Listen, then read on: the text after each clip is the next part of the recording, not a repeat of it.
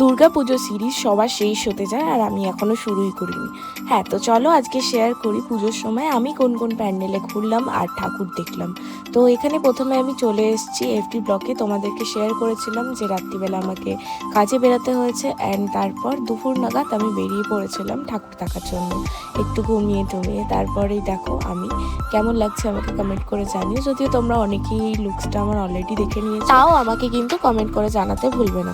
আর হ্যাঁ, এই দেখো প্যান্ডেলের ভেতরটা কি সুন্দর করেছে, সত্যি আমার ভাবলেও এখন অবাক লাগে যে কত সুন্দর সুন্দর ঠাকুরই না কলকাতাতে হয়। যদি আমি কলকাতার বাসিন্দা না হতাম তাহলে হয়তো এগুলো সব মিস করতাম। মায়ের মূর্তিটাও কিন্তু ভীষণ সুন্দর করেছিল, এই ওপরে যে ঝাড়বাতি, তারপরে এই কাজগুলো কিন্তু অসাধারণ হয়েছিল। সত্যি দেখে একদম মনটা ভরে গেছে। তোমাদের সাথে এক এক করে আমি প্রত্যেকটা ভিডিও শেয়ার করব প্রত্যেকটা প্যান্ডেলে। আমি জানি অনেকেই এটা দেখে নিয়েছো, বাট তাও আবার রিমাইন্ড করার জন্য আমি এখন এই ভিডিওগুলো পোস্ট করছি। সব থেকে ভালো লেগেছে আমার এই জিনিসটা, আমি জানি না এটা কী করেছিল, বাট ভীষণ সুন্দর করেছিল।